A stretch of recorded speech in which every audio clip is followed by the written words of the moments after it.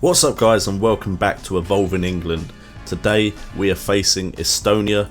Again, it will only be a one game episode purely because I feel like the next game is going to be in the next calendar year, so I don't feel like really doing both games so far apart in one episode.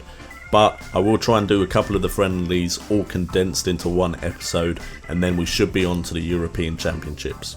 We are against Estonia away, and the pressure is on us now after not beating Lithuania away, and unfortunately a lot of our star players need some rest, so this isn't the star-studded lineup that I would usually put out to guarantee a victory after a disappointing performance. We of course are still the favourites though, and we've already qualified, so if we actually lose it's not that big a deal.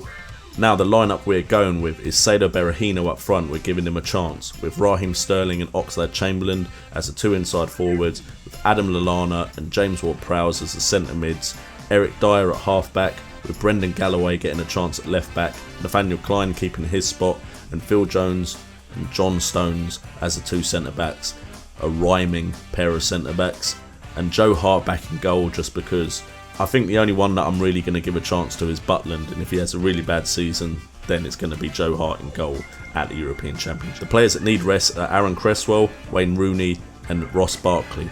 All have had good performances for us recently. We're coming up against a 4-4-1-1 formation, and hopefully we can dominate this game and reassure the fans and the press that we're going into the European Championships on top form. Okay, so it's been a pretty quiet first 5 minutes to Chamberlain. Chamberlain dribbling with the ball, cuts inside, great run by Chamberlain, can he go all the way? Unlucky Chamberlain, but that's the kind of darting run we would like someone on our team to start doing against weaker teams like this. Nathaniel Klein tries to find Ward-Prowse on the left. Ward-Prowse crosses it in. It's just all over the place. Chamberlain gets a shot away, but the keeper saves. So that's 3 chances we've had, 2 on target, 1 clear cut. Looks like we're dominating the game so far. It's a lot of stop and start in this highlight. Ward-Prowse to Lallana. Lallana dribbling with the ball to Ward-Prowse. Ward-Prowse through to Chamberlain. Chamberlain gets the second chance off of the rebound from the keeper, and we score our first goal. Chamberlain making some good runs. Unfortunately didn't finish it first time, but we have gone 1-0 up. I'm hoping if Chamberlain can stay fit that we can take him to the European Championships. I know he's got very good potential. Him and Sterling could cause havoc if they can progress their game in time for Euro 2016, and if not, we could benefit from them in the World Cup in 2018. And they've got less possession, so everything's going well. Ward-Prowse tries to whip a ball in, but nothing comes of it. Klein picks the ball up, resets the attack, tries to find Chamberlain but can't. Back to Klein again. Ward-Prowse, Eric Dyer, through to Klein on the right. Can he switch? Crosses it into Sterling. Sterling with a goal. Sterling loves those runs into the back post, and Klein just loves to find him. Probably not a header because Sterling's not known for those, but another goal for England. We're 2-0 up, 47 minutes in. We've now got the 2-goal cushion, which is good.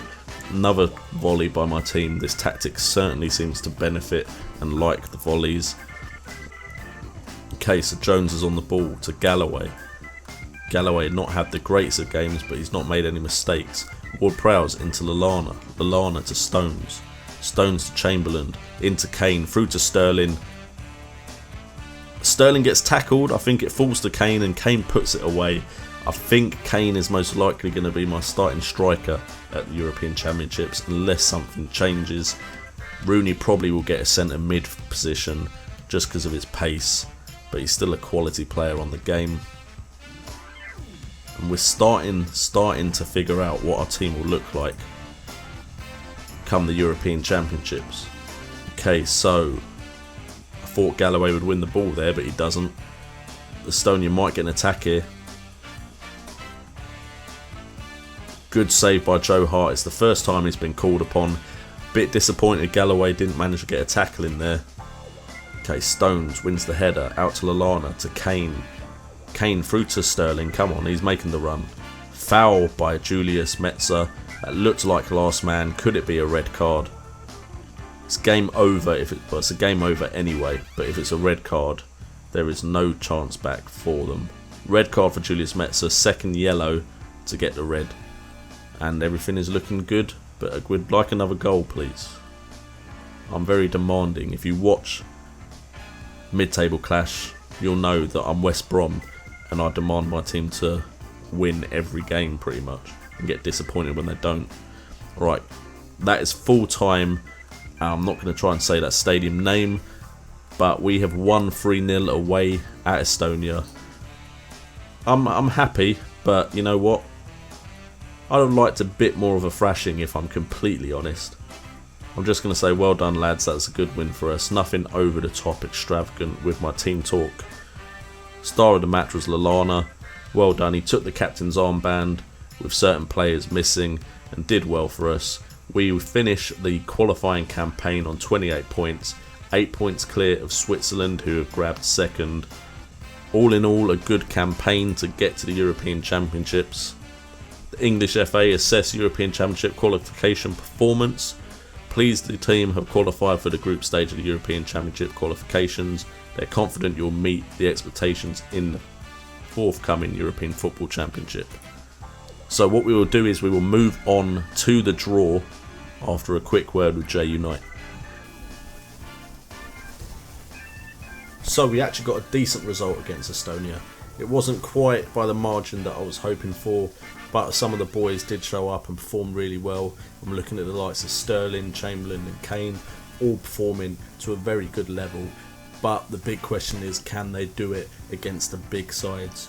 The press are off my back a little bit now because I've managed to get a decent result, but there's still the stuff in the tabloids about Sally and so on and so forth. I suppose it's just something that comes along with the job, but now it's time to plan towards the European Championship. We've got the draw coming up in a couple of weeks' time, so we've got that to look forward to. I'm hoping for a decent group.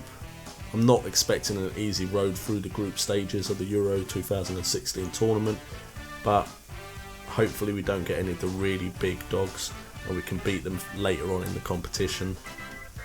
It's time to start planning. Let's get some friendlies sorted. I'm looking at playing France, in France, and maybe someone like Holland or Germany or someone like that, just so I can see what the boys are like against some of the bigger teams, and then some morale boosting games against some lower teams. At least I hope that's what they'll be.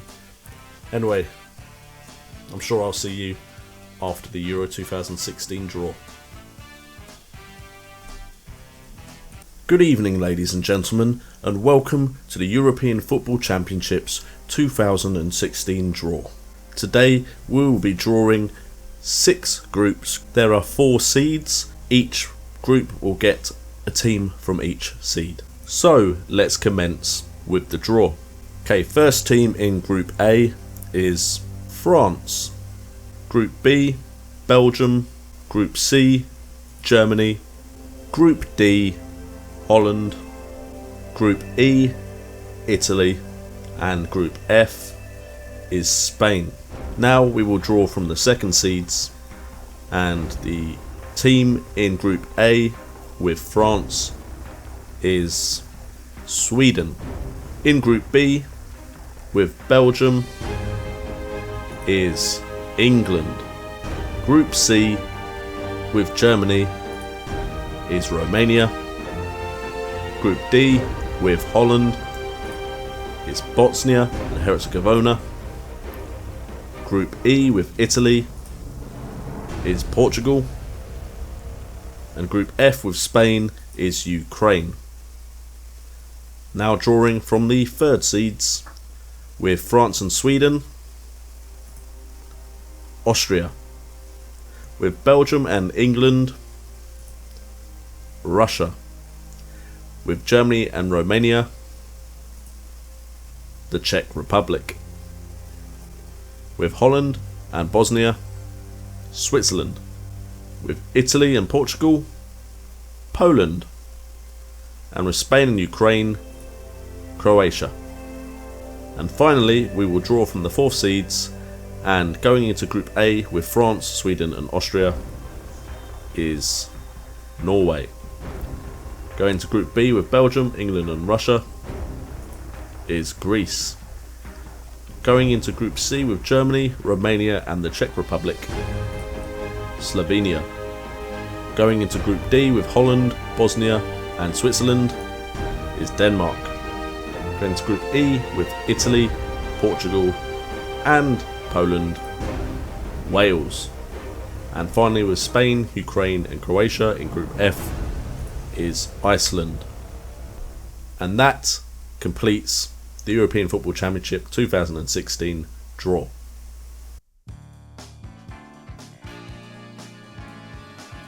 So we've managed to get Belgium, Russia and Greece. Now I'm looking at these fixtures and I'm thinking we should get through the group stages. No excuses really.